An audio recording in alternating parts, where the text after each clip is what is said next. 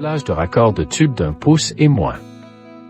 Cette vidéo d'instruction a été produite par Decalogue pour vous informer des procédures à suivre pour assembler correctement les raccords de tubes. Nous aborderons les procédures d'assemblage pour les raccords de tubes Decalogue, 1 pouce et moins. Nos raccords sont livrés préassemblés et prêts à installer.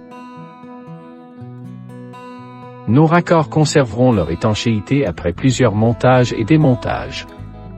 Les raccords à tubes Decalogue sont conçus pour assurer l'étanchéité à des pressions allant jusqu'à la pression nominale admissible du tube.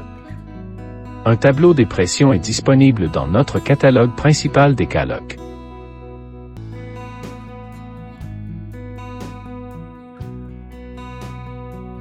Les raccords Decalogue sont constitués de un corps, une bague avant, une bague arrière, un écrou. Pour commencer, assemblez les pièces suivantes. Une longueur de tube. Un raccord de tube Decalogue. Les outils d'assemblage requis sont une clé ouverte. Un étau, mais si un étau n'est pas disponible, vous pouvez utiliser 2 clés. Une jauge d'inspection de l'écart. Un coupe-tube. Un outil débarbage, ou une lime. Un marqueur. Préparation des tubes. La première étape. Coupez le tube à la longueur voulue à l'aide de votre coupe-tube, sauf si vous installez le raccord sur une longueur de tube existante. Étape 2.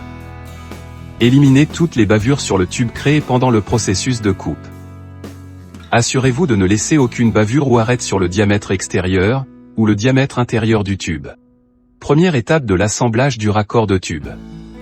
Insérez le tube dans le raccord, jusqu'à l'épaulement à l'intérieur du corps, puis serrez l'écrou à la main. Étape 2. Faites une marque à la position 6 heures sur l'écrou. Vous utiliserez cette marque comme référence de la position de début et de fin de l'écrou. Étape 3. Serrez l'écrou d'un tour et quart, en terminant à la position 21 heures. Ce serrage d'un tour et quart est nécessaire pour obtenir un contact complet entre la bague avant, le siège du corps, et l'adhérence maximale de la bague arrière. Étape 4.